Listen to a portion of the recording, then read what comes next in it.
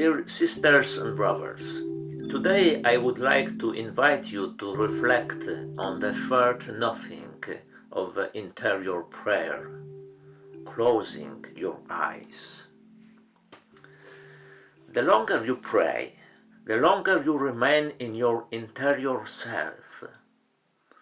Therefore, in the third nothing, you close the gates of your external senses in order to concentrate on God, who is living inside your soul. Saint Teresa of Avila commented that in silent prayer the eyes close themselves. It happens spontaneously in order to restrict all distractions which suddenly appear whenever you start your prayer and are just like flies buzzing around your head. They attack you from double strength, trying to pull you back to the outside world. Sometimes they are strong enough to discourage you from continuing your prayer. How do you deal with distractions? First of all, close the gates of the outside senses: eyes, ears, taste, touch, and smell. Turn off the sources, the noise, voices, music, and pictures. Enter the darkness and silence. Do not be afraid. Do not run away. Stay, even if you don't feel comfortable there. The word of the Spirit is not familiar to you yet, but if you at the start are not discouraged, you will slowly adjust to it.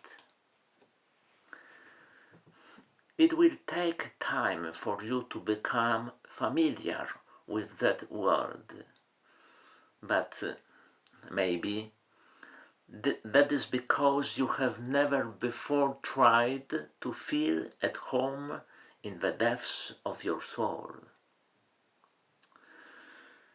St. John of the Cross in his spiritual canticle writes, I quote, "One difficulty alone remains. Though he is within, yet he is hidden.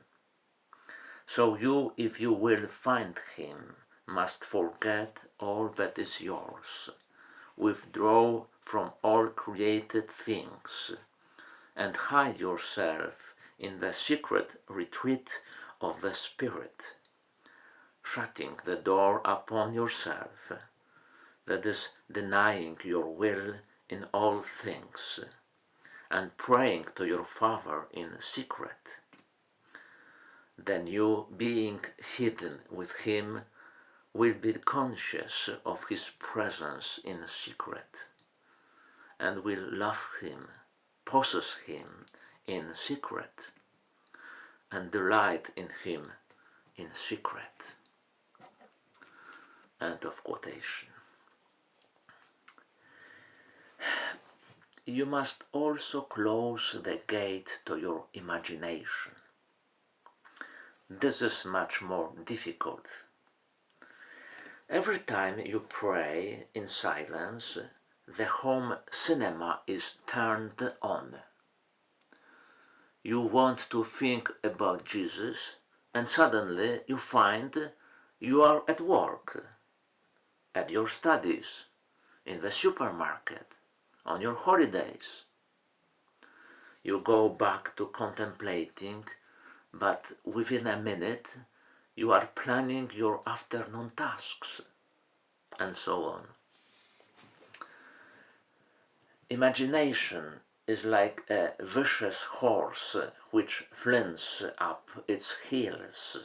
It insists on showing scenes from the outside life, although your eyes are closed. What do you do then? you don't want that. Despite all of this, keep praying. Keep praying.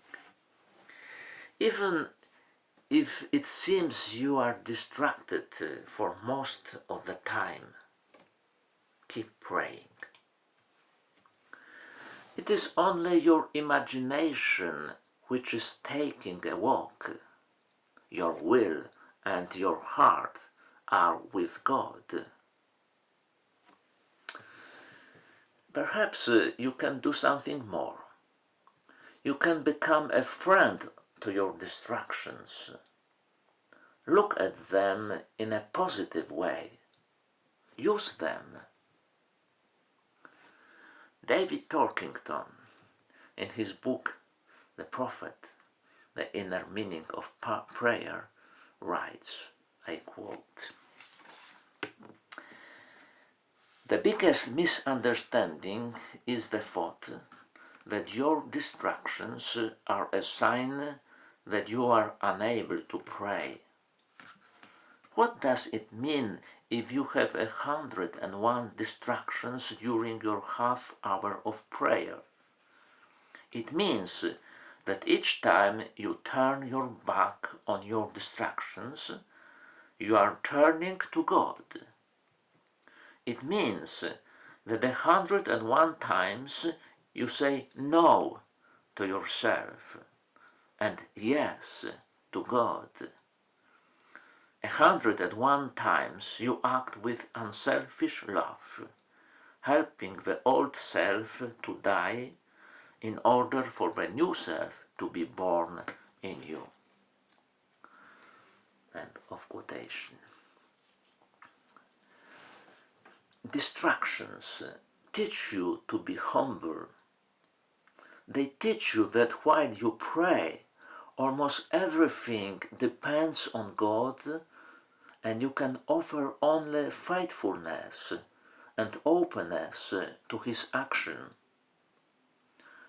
They remind you that you are the hard one, who constantly seeks healing from God, the doctor.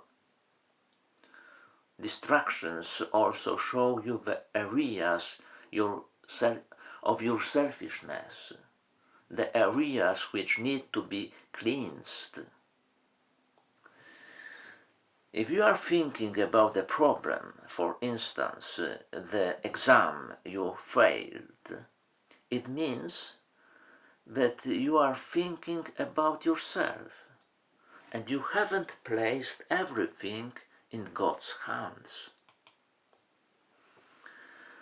If you imagine yourself wandering the streets of your city, it means that it gives you more pleasure than following Jesus.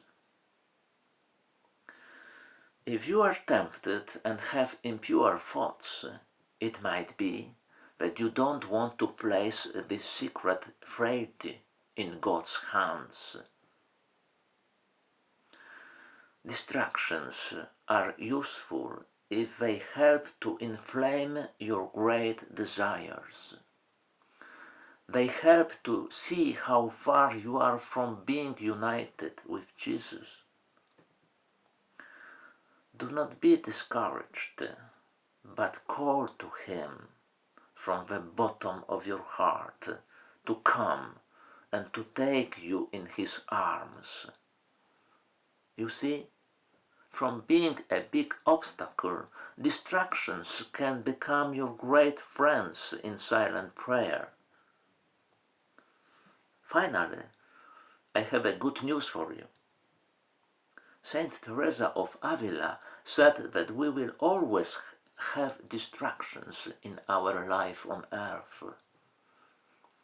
This saint, who was an excellent guide to the spiritual life, admitted that throughout 18 years she was forced many times to keep hold of the bench while she was praying, in order not to run away from the chapel. If it didn't stop her from achieving spiritual matrimony with the beloved, it means that you can receive that gifts as well. Everything depends on one thing: perseverance. Perseverance. Therefore, I ask you, stay. Remain in this crucial nothing with your eyes closed, but your heart open to the action of that power which transforms and burns you.